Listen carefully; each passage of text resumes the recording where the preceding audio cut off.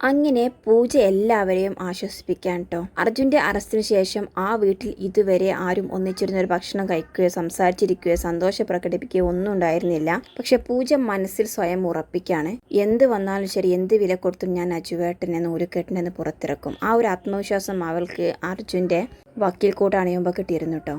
അങ്ങനെ അവൾ പിറ്റേ ദിവസം മുതൽ എല്ലാവരെയും ഒരുമിപ്പിച്ചിരുത്തി ഭക്ഷണം കഴിക്കാനും പരസ്പരം തമാശ പറയാൻ കളിയും ചിരിയും എല്ലാം ആ വീട്ടിൽ കൊണ്ടുവരികയാണ് കേട്ടോ. അവൾ എല്ലാവർക്കും ഉറപ്പ് കൊടുക്കുകയാണ്, എങ്ങനെയെങ്കിലും അജുവേട്ടനെ പുറത്തിറക്കുമെന്ന്. ആ ഒരു ആത്മവിശ്വാസമാണ് എല്ലാവർക്കും അവിടെ ഉണ്ടായിരുന്നത്. അതുകൊണ്ട് തന്നെ ആ വീട്ടിൽ അതുവരെ ഉണ്ടായിരുന്ന അവസ്ഥയ്ക്ക് മാറ്റം വരികയും ചെയ്യാണ്. അങ്ങനെ മാധുരിയും മധുവും കനകേച്ചിയും സ്നേഹയും അഖിലും എല്ലാവരും പൂജക്ക് സപ്പോർട്ട് കൊടുക്കുകയാണ് കേട്ടോ. എന്ത് വന്നാലും മോളുടെ കൂടെ ഞങ്ങളുണ്ടാകും തന്നെ അവർ ഉറപ്പ് നൽകുകയാണ്. ഇത് കേൾക്കുമ്പോൾ പൂജക്ക് ഭയങ്കര സന്തോഷമാവുകയാണ്. അങ്ങനെ അവർ അതിനുള്ള ഒരുക്കങ്ങൾ തുടങ്ങാൻ കേട്ടോ.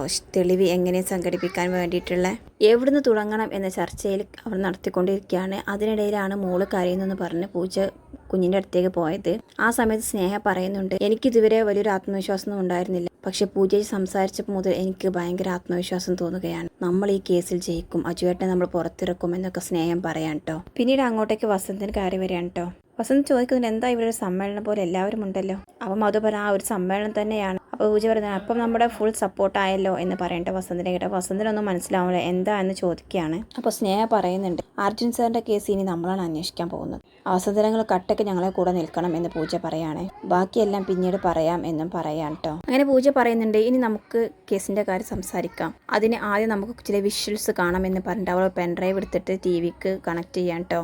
എന്നിട്ട് പൂജ കാണിക്കുന്നത് ആ വക്കീലുമായിട്ട് സ്വാതി സംസാരിച്ച് നടക്കുന്നതും പിന്നീട് അർജുനും സ്വാതിയും തമ്മിൽ സംസാരിക്കുന്നതിൽ അവൾ CC ക്യാമറയുടെ പൊസിഷൻ റെഡിയാക്കുന്നതൊക്കെയാണ്. അതിനുശേഷം പൂജ അത് കട്ട് ചെയ്തിട്ട് പറയുന്നത്, നമുക്ക് 3 തരത്തിൽ വേണം അന്വേഷണം നടത്താൻ. ഒന്ന്, ഈ CCTV ദൃശ്യത്തിന്റെ പൂർണ്ണത, അത് നമുക്ക് പൂർണ്ണമായിട്ടും അതിന്റെ റിയൽ കാര്യങ്ങൾ കണ്ടുപിടിക്കണം. ബാക്കിയുള്ളത് അടുത്തത് നമുക്ക് സ്വാതിയെ നേരിട്ട് കാണണം. ഇത് പറയുമ്പോൾ മാധുര്യം പറയും, ഞാൻ പോയിക്കോളാം. മധു പറയുന്നത്, ഞാൻ പോകാൻ, എന്നിട്ട് കരണ്ട് നോക്കിയിട്ട് എനിക്കൊന്ന് കൊടുക്കണമെന്ന്. അച്ഛമ്മ പറയും, എനിക്ക് ചില കാര്യങ്ങൾ അവിടെ ചോദിച്ചറിയാനുണ്ട്. ഇതെല്ലാം കേൾക്കുമ്പോൾ പൂജ പറയും, നിങ്ങളാരും പോകട്ടെ, ഞാൻ പോകാം, എനിക്ക് അവിടെ കുറച്ച് കാര്യങ്ങൾ സംസാരിക്കാനുണ്ട്. വഴക്കിനൊന്നും ഇപ്പോൾ പോകാൻ പറ്റില്ല, കേസിന്റെ തെളിവിന് വേണ്ടിയിട്ടാണ് ഞാനിപ്പോൾ പോകുന്നത് പറയാണ്. അപ്പോൾ സ്നേഹ പറയുന്നുണ്ട്, റെസ്ക്യൂ ഹോമിൽ അങ്ങനെ പുറത്തുനിന്ന് ആരെയും കയറ്റില്ല. ആ പൂജ പറയുന്നുണ്ട്, ഞാൻ വേഷം മാറിയിട്ട് ഏത് വിധേനയും അവിടെ കയറി പറ്റും, എനിക്ക് കയറിയേ പറ്റൂ എന്ന് പറയാൻ കേട്ടോ.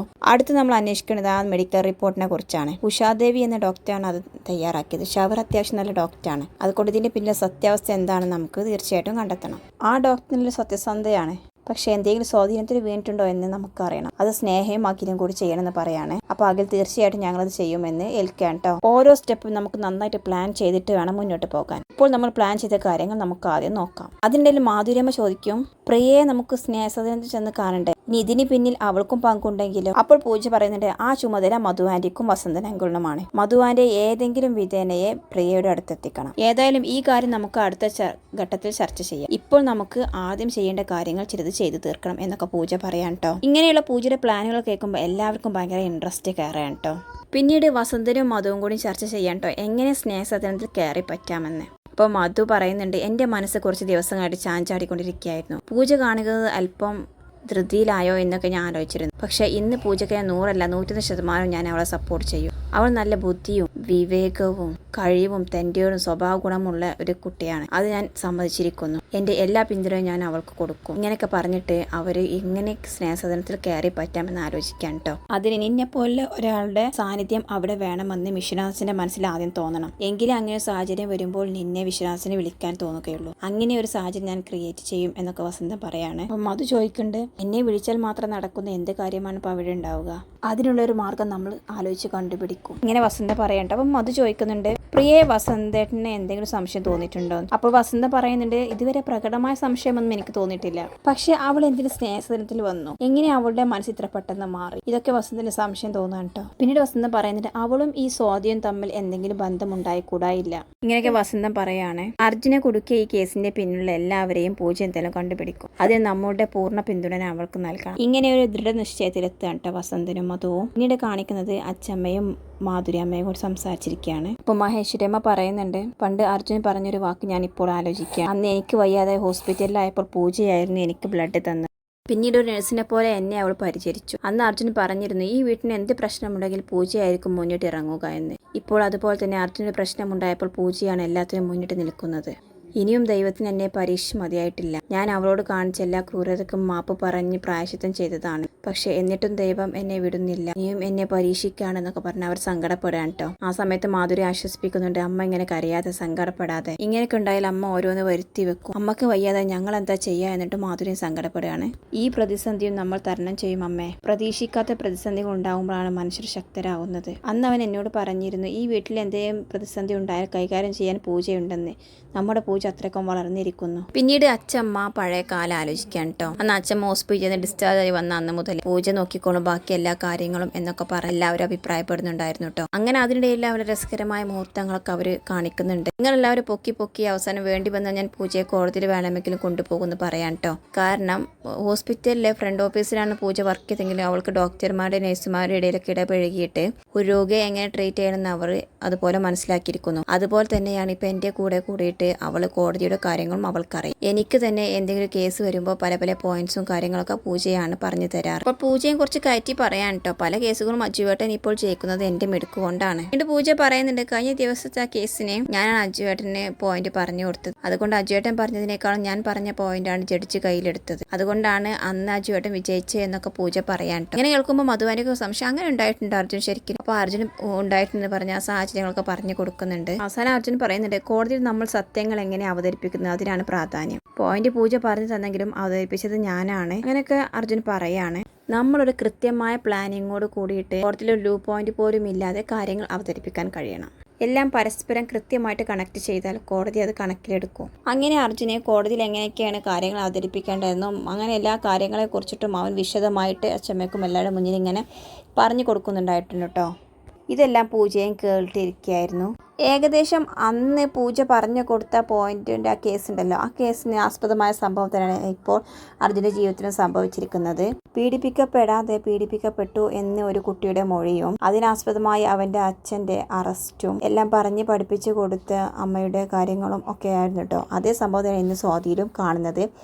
ഒരു പക്ഷേ ആ ഒരു പോയിന്റും കാര്യങ്ങളും അന്ന് അർജുൻ പറഞ്ഞത് കൊടുത്ത കാര്യങ്ങളൊക്കെ വെച്ചായിരിക്കാം പൂജയ്ക്ക് ഇന്ന് ഈ ആത്മവിശ്വാസം കിട്ടിയിരിക്കുന്നത് നമുക്ക് വിചാരിക്കാം. ഇതെല്ലാം അച്ഛമ്മ ഇങ്ങനെ ആലോചിച്ചിരിക്കുകയാണ് കേട്ടോ. പിന്നീട് അച്ഛമ്മ മാധുരിയോട് പറയണേ, അർജുൻ അന്ന് പറഞ്ഞു തന്ന കാര്യങ്ങളൊക്കെ പൂജ വളരെ വേഗത്തിൽ തന്നെ മനസ്സിലാക്കിയിട്ടുണ്ട്. അവളുടെ മുഖത്ത് വല്ലാത്തൊരു ഊർജ്ജം ഞാൻ കാണുന്നുണ്ട്. അവൾ ക്ഷമയോട് കൂടിയിട്ടാണ് എല്ലാം ചെയ്യുന്നത്. ക്ഷമയോടുള്ള കാത്തിരിപ്പ് ഒരു കയ്പ് മധുരമാണെങ്കിലും അതിൽ വിളയുന്നത് നല്ല മധുരമുള്ള പഴങ്ങളായിരിക്കും എന്നൊക്കെ അച്ഛമ്മ ഉപമിക്കുകയാണ് കേട്ടോ. ക്ഷമയുണ്ടെങ്കിൽ അതിന് പ്രതിഫലവുമുണ്ട് എന്നൊക്കെ അച്ഛമ്മ പറയുമ്പോൾ മാധുര്യമ്മ പറയുന്നുണ്ട്, എൻ്റെ മോളുടെ ക്ഷമക്ക് ഒരു പ്രതിഫലം ഉണ്ടായാൽ മതിയായിരുന്നു. പരാജയം വിജയം ഒക്കെ ജീവിതത്തിന്റെ ഭാഗമാണ്. കടുത്ത മനോവേദന ഉണ്ടെങ്കിലും നമ്മളൊക്കെ ചേർത്ത് പിടിക്കുന്ന മനസ്സാണ് ഞാൻ അവളിൽ കണ്ടത്. അങ്ങനെയുള്ള മനസ്സുടെ അവൾക്ക് വിജയം ഒരിക്കലും അകലെയാകില്ല. ഇത്രയൊക്കെ പ്രശ്നമുണ്ടായിട്ടും അവൾ നമ്മുടെ മുന്നിൽ കരയുന്നില്ല. അത് നമുക്ക് സങ്കടം ഉണ്ടാകാതിരിക്കാൻ വേണ്ടിയാണ് അമ്മേ എന്ന് മാധുരി പറയാണ്. അവൾ ചിരിക്കുന്നത് നമ്മൾ സന്തോഷിക്കാൻ വേണ്ടിയാണ് അമ്മേ. അർജുൻ ഇല്ലാതെ ഒരു നിമിഷം പോലും അവൾക്ക് കഴിയാനാവില്ല. എന്നിട്ടും ഒരു പ്രതീക്ഷയില്ലെങ്കിലും അവൾ പ്രവർത്തിക്കുകയാണ്. ഇങ്ങനെയൊക്കെ പറഞ്ഞ് മാധുരിയും മഹേശ്വരി അമ്മയെ കൂടി സംസാരിച്ചിരിക്കാൻ കേട്ടോ. പിന്നീട് കാണിക്കുന്നത് സ്നേഹയും പൂജയും കൂടി പുറത്ത് വെയിറ്റ് ചെയ്യാൻ കേട്ടോ. അഖിലിനെ പൂജ പറയുന്നുണ്ട്, അഖിലിനെ കാണുന്നില്ലല്ലോ സ്നേഹം, അവിടെ കയറണമെങ്കിൽ കൃത്യസമയമൊക്കെ, അത് കഴിഞ്ഞാൽ കയറാൻ പറ്റില്ല എന്ന് പറയാൻ കേട്ടോ. ആ സമയത്താണ് അഖിൽ അവിടെ വരുന്നത്. എന്നിട്ട് അവരുടെ പ്ലാനിങ് പ്രകാരം ആൾമാറാട്ടമായിരിക്കാം കവറിൽ നിന്ന് ഒരു സാധനം എടുത്ത് പൂജയുടെ കയ്യിലേക്ക് കൊടുക്കാൻ.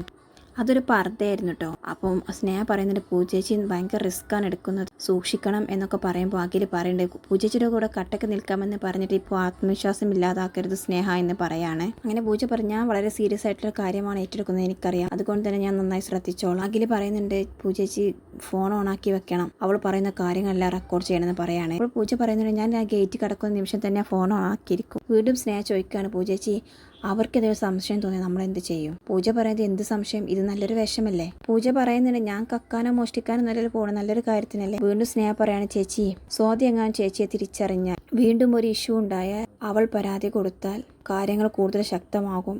ഇങ്ങനെ സ്നേഹ പറയുമ്പോൾ പൂജ ഒന്ന് സ്റ്റക്കാകാൻ കേട്ടോ. അഖിലും അങ്ങനെ ഒരു കാര്യമുണ്ടല്ലോ എന്ന് ആലോചിക്കുകയാണ്. അപ്പോൾ പൂജ ഒന്ന് ആലോചിക്കുന്നുണ്ട് ഇങ്ങനെ വന്നാൽ എന്ത് ചെയ്യുമെന്ന്. അതിന് പൂജ പറയുന്നുണ്ട്, ഞാൻ ആരാണെന്ന് അവൾക്ക് മനസ്സിലാവാതിരുന്നാൽ മതിയില്ലേ, ആ രീതിയിൽ ഞാൻ കാര്യങ്ങൾ മുന്നോട്ട് കൊണ്ടുപോകും. അപ്പോൾ പിന്നെ പ്രശ്നമൊന്നുമില്ലല്ലോ. പിടിക്കപ്പെടുന്നതിന് മുമ്പ് ഞാൻ രക്ഷപ്പെടുകയും ചെയ്യും. എന്തായാലും ഞാൻ അവളെ കാണാൻ ഇന്ന് പോവുകയും ചെയ്യും, വേണ്ട തെളിവുകൾ ശേഖരിക്കുകയും ചെയ്യും എന്നൊക്കെ ഉറപ്പിച്ച് പറയണ്ട പൂജ. ശേഷം അവർ വണ്ടിയിൽ കയറുകയാണ് കേട്ടോ. എന്നിട്ട് പൂജ ആ ഡ്രസ്സ് എടുത്തിട്ട് അണിയാണ്. അപ്പോൾ സ്നേഹ പറയണ്ടേ, ഇപ്പോൾ പൂജേച്ചിയെ കണ്ടാൽ ആർക്കും മനസ്സിലാവില്ല, ഇങ്ങനെ അടുത്തറിയാവുന്ന ഞങ്ങൾക്ക് വരെ സംശയമാണ് ഇതാരെന്നുള്ളത്. അപ്പോൾ ഒരിക്കലും പൂജയെ കണ്ടാൽ ആർക്കും മനസ്സിലാവില്ല എന്നൊക്കെ പറയാണ്. അങ്ങനെ അവർ സോജി താമസിക്കുന്ന റെസ്ക്യൂ ഹോം സെൻറ്ററിനടുത്ത് പൂജയെ ഇറക്കി വിടാൻ കേട്ടോ. എന്നിട്ട് അവർ പുറത്ത് വെയിറ്റ് ചെയ്യാണ്. അങ്ങനെ പൂജ ആ റെസ്ക്യൂ ഹോം സെൻറ്ററിൻ്റെ പിന്നാമ്പുറത്ത് കൂടി അകത്തേക്ക് പ്രവേശിക്കാൻ നോക്കുകയാണ് കേട്ടോ. കാരണം മുൻനിരയിൽ പോലീസുകാർ വെയിറ്റ് ചെയ്യുന്നത് കൊണ്ട് തന്നെ അവരെ പറ്റിച്ചിട്ട് അകത്ത് കിടക്കാൻ അല്പം ബുദ്ധിമുട്ടാണെന്ന് അവൾക്ക് തോന്നിയിരുന്നു. അതുകൊണ്ട് പിന്നിലൂടെ കിടക്കുകയാണ്. കറക്റ്റ് സമയത്ത് തന്നെ സ്വാതി ആ ഡോറിൻ്റെ അടുത്തുണ്ടായിരുന്നു കേട്ടോ. അപ്പോൾ സ്വാതിയോട് ചോദിക്കുന്നുണ്ട്, സ്വാതി എന്നല്ലേ കുട്ടിയുടെ പേര്, ആ അർജുൻ പീഡന കേസിലെ കുട്ടിയല്ലേ? അപ്പോൾ സ്വാതി അതേ എന്ന് പറയാണ്. ഞാനും ആ ന്യൂസൊക്കെ കണ്ടിരുന്നു. എനിക്ക് ഒത്തിരി സങ്കടം തോന്നി. ഒരു സഹായം ചോദിച്ചു ചെന്നതിന് കുട്ടിയോട് ഈ രീതിയിലൊക്കെ അദ്ദേഹം പെരുമാറിയല്ലോ. അദ്ദേഹത്തിൻ്റെ മനസ്സ് വല്ലാത്തൊരു മനസ്സ് തന്നെയാണ്. എന്തായാലും അങ്ങനെയുള്ളവർ ശിക്ഷിക്കപ്പെടണം. എനിക്കെന്തേലും കുട്ടിയെ അടുത്ത് കണ്ട് കാര്യങ്ങളൊക്കെ അറിയണം എന്നുണ്ടായിരുന്നു എന്ന് പറയാൻ കേട്ടോ. അങ്ങനെ അവളെ പൂജയകത്തേക്ക് കൊണ്ടുപോകാൻ കേട്ടോ. എന്നിട്ട് അവരുടെ മേഡത്തെ പരിചയപ്പെടുത്തി കൊടുക്കുന്നുണ്ട്. എനിക്ക് സ്വാതിയുമായിട്ട് സംസാരിക്കണം അല്പനേരം, ഈ കുട്ടിയുടെ കാര്യങ്ങളൊക്കെ അറിയണം. ഇങ്ങനെയൊക്കെ പറയുമ്പം അവരും സ്വാതിയെ കാണാൻ വേണ്ടി സമ്മതിക്കുകയാണ് കേട്ടോ.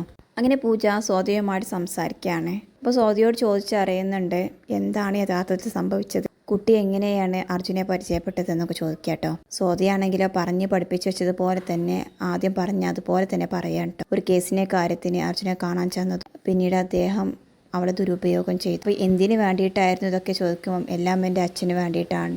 എനിക്ക് എൻ്റെ അച്ഛനെ എങ്ങനെയെങ്കിലും പുറത്തിറക്കണം, ഒരു കേസിൽ എൻ്റെ അച്ഛൻ അകത്താണ് എന്നൊക്കെ അവൾ പറയാണ്. അപ്പോൾ പൂജ മനസ്സിൽ വിചാരിക്കുന്നുണ്ട്, അപ്പോൾ ഇത് വെച്ചിട്ടാണ് ഇവളെ അവർ ഒരു പാവയായിട്ട് മുന്നോട്ട് ഇറക്കിയിരിക്കുന്നത്. ഇതിൻ്റെ പിന്നിൽ ആരായാലും അവളുടെ അച്ഛനെ പുറത്ത് ഇറക്കി കൊടുക്കാമെന്ന് വാക്ക് കൊടുത്തിട്ടായിരിക്കണം ഒരു പക്ഷേ ഇതിന് മുൻനിർത്തിയിരിക്കുന്നത്. അപ്പോൾ പൂജ ചോദിക്കുന്നുണ്ട്, അച്ഛന് വേണ്ടിയിട്ട് സ്വാതി എന്തും ചെയ്യുമെന്ന് ചോദിക്കാൻ കേട്ടോ. അതെ, ഞാൻ എൻ്റെ അച്ഛന് വേണ്ടിയിട്ട് എന്തും ചെയ്യും എന്ന് സ്വാതി പറയുന്നുണ്ട്. ഇത് കേട്ടതും പൂജ അവളുടെ മുഖത്തടക്കാൻ കേട്ടോ.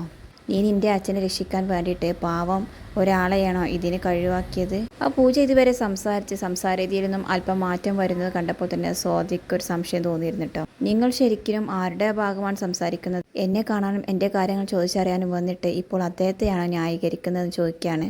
അല്ല, അങ്ങനെയല്ല. എനിക്ക് ഈ കുട്ടിയുടെ കഥ കേട്ടപ്പോൾ തോന്നിയത് ഈ കുട്ടി ആർക്കോ വേണ്ടിയിട്ട് ചലിക്കുന്ന ഒരു പാവയായിട്ടാണ്. യഥാർത്ഥത്തിൽ അദ്ദേഹം ഒരു നിരപരാധിയാണല്ലേ? ഇങ്ങനെയൊക്കെ ചോദിക്കുകയാണ് കേട്ടോ. അപ്പോൾ സ്വാതിക്ക് അടി കിട്ടിയത് കൊണ്ട് തന്നെ അവിടെ ഉണ്ടായിരുന്ന പോലീസുകാരൊക്കെ ഒന്ന് നോക്കുന്നുണ്ട് എന്താ കാര്യമെന്ന്. അപ്പോൾ സ്വാതി ഇങ്ങനെ ഒരു സ്ത്രീ വന്നതും എന്നോട് വളരെ മാന്യമായിട്ട് പെരുമാറി, പിന്നീട് പെട്ടെന്ന് തന്നെ അവരുടെ സ്വഭാവത്തിലൊക്കെ മാറ്റം വരുന്നൊക്കെ പറയുകയാണ്. അപ്പോഴേക്കും പൂജ അവിടെ നിന്നും ഇറങ്ങിയിട്ട് ഓടുകയാണ് കേട്ടോ. എന്നിട്ട് അഖിലും സ്നേഹം വെയിറ്റ് ചെയ്യുന്ന കാറിൽ പോയി കയറുകയാണ്. തൊട്ട് പിന്നാലെ തന്നെ ആരാണ് അത് എന്നറിയാൻ വേണ്ടിയിട്ട് പോലീസ് ഉണ്ടായിരുന്നു കേട്ടോ.